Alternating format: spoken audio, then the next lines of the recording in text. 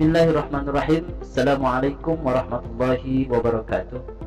Alhamdulillah, pada kesempatan kali ini kita dapat bertemu kembali di pelajaran Bina Fikih. Masih di pelajaran pertama, yaitu tentang zakat mal. Kita akan mulai pembahasan di pertemuan kali ini tentang macam-macam zakat harta atau zakat mal.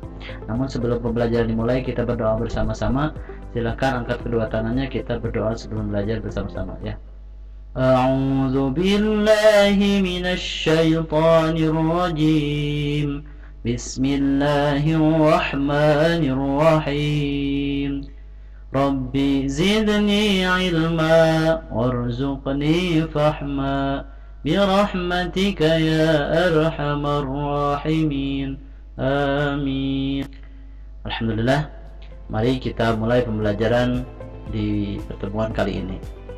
Minggu kemarin kita sudah membahas sekilas tentang zakat mal atau zakat harta. Pengertian dari zakat mal, pengertian dari haul, apa itu haul, apa itu nisab, syarat-syarat wajib zakat harta, terus macam-macam zakat harta.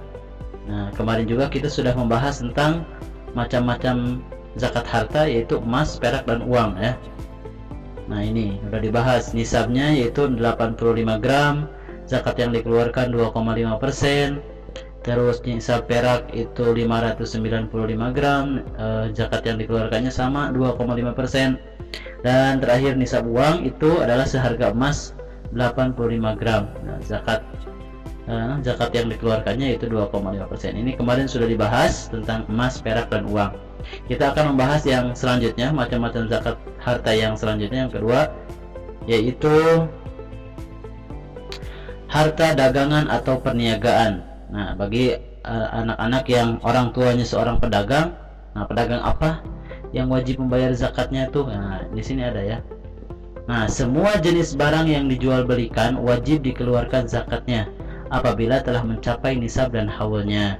Jadi semua jenis ya, apapun yang didagangkan wajib dibayar zakatnya apabila telah mencapai nisab dan haulnya. Untuk haulnya kemarin sudah dibahas bahwa haul itu adalah waktu 1 tahun ya, 1 tahun. Kalau nisabnya di sini, nisabnya adalah seharga emas 85 gram. Nah, jadi kalau diuangkan emas 85 gram untuk hari ini, untuk saat ini, harga emas itu kisaran 1 juta. Jadi berarti 85 juta uang gitu ya. Dagangannya harus sebanyak itu baru wajib membayar zakat.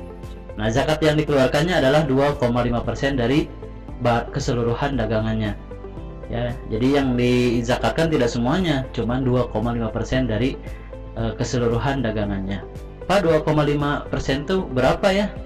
Nah, itu dikalikan nanti 2,5% dikali uangnya ada berapa. Kalau 100 juta, nah nanti dikalikan gitu ya. Itu untuk harta dagangan atau perniagaan. Kalian juga dapat melihat di buku paket ada ya. Tadi harta dagangan itu ada di halaman 5 ya kalau di buku paket. Selanjutnya yang ketiga, zakat harta, yaitu hasil tanaman. Apa nih hasil tanaman? Tidak semua hasil tanaman wajib dibayar zakatnya. Tanaman yang wajib dibayar zakatnya adalah kurma, anggur, dan tanaman yang mengenyangkan atau dapat dikeringkan dan disimpan. Jadi tidak semua tanaman wajib dibayar zakatnya ya, hanya kurma, anggur, dan tanaman yang mengenyangkan atau dikeringkan dan dapat disimpan. Selanjutnya nisabnya yaitu 650 kg atau bisa disebut juga 7 kuintal ya, 7 kuintal dari tanaman kurma. Contoh kurma, enggak kurma ya, di Indonesia mah itu anggur ada ya.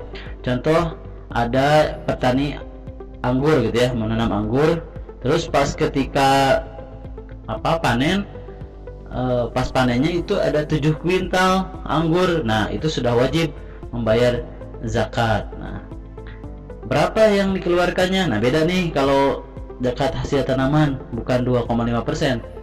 Ada tanaman yang diairi dengan air hujan, artinya tidak perlu bantuan manusia atau yang punya. Nah, itu zakatnya 10%. Ada tanaman yang diairi oleh air sumur, air sungai, dan sebagainya yang menggunakan tenaga atau harta dari pemiliknya. Contoh air sumur, pakai jet pump, pakai mesin sanyo, atau pakai apa ya, disedot lah gitu ya. Jadi ada uang yang dikeluarkan dari sungai, ada ada usaha dari yang punya. Nah itu zakatnya hanya 5% saja, setengahnya dari yang zakat dari air hujan. Nah itu ya, itu untuk banyaknya zakat. Nah itu untuk hasil tanaman ya. Jadi hanya 10% dan 5% zakat yang diwajib dikeluarkannya dari semua ya, dari semua tanaman yang dia punya gitu ya, hasil tanaman yang dia punya. Nah itu untuk hasil tanaman. Selanjutnya yang keempat yaitu binatang ternak.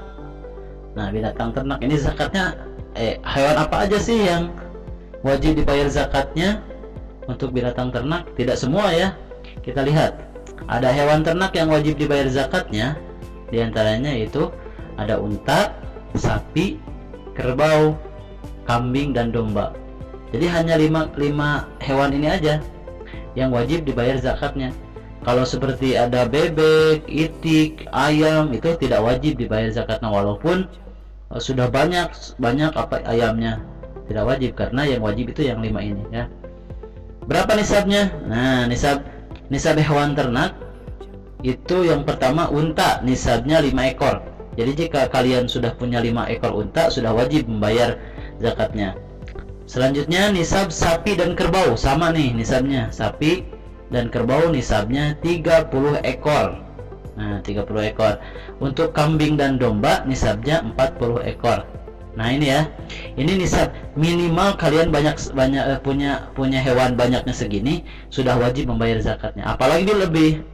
Nah, Pak berapa zakat yang dikeluarkannya? Nah ada nih di sini, kalian bisa melihat tabel di buku paket nih, ada di halaman 6, halaman 7 ada tabel zakat yang harus dikeluarkannya. Contoh seperti unta, kita punya 5-9 ekor, maka yang wajib dikeluarkan zakatnya adalah 1 ekor kambing atau 1 ekor domba usia 2 tahun lebih atau 2 tahun lebih. Kalau itu ya, seperti itu ya. Ada di buku tabel, di buku paket, semuanya lengkap.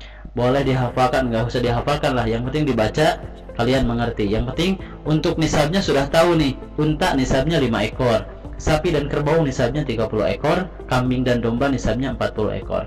Itu untuk yang harus diketahui aja sama kalian ya. Itu untuk binatang ternak. Ingat ya, binatang ternak hanya 5 hewan saja yang wajib dikeluarkan zakatnya. Selanjutnya yang terakhir yaitu barang tambang atau temuan, atau bisa disebut juga harta rikaz, harta karun kalau kita mah ya, harta temuan. Barang tambang atau temuan yang wajib dikeluarkan zakatnya adalah emas dan perak. Jadi kalau harta kalian menemukan di dalam tanah ada emas, nah itu udah wajib ya dikeluarkan zakatnya. Nisabnya yaitu kalau emas beda ya dengan yang tadi.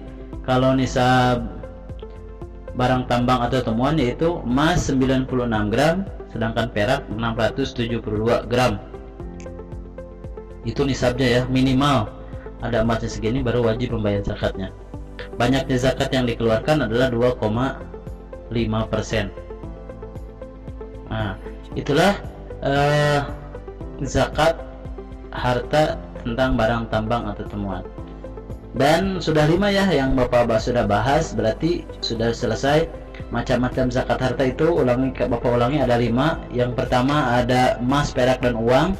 Yang kedua harta perniagaan atau harta dagangan. Yang ketiga ada binatang ternak.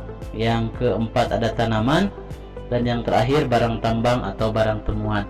Nah itu macam-macam zakat harta untuk pembahasan pada pertemuan kali ini. Silahkan kalian bisa diulang lagi, dibaca lagi materinya, ada di buku paket dari halaman 4 ya, di halaman 4 atau halaman 5. Silahkan lihat di buku paket, ada semuanya, materinya lengkap ya, kecuali ada yang tambahan-tambahan dari Pak Budi boleh dicatat di buku paket, di buku catatannya. Itu saja untuk pertemuan kali ini.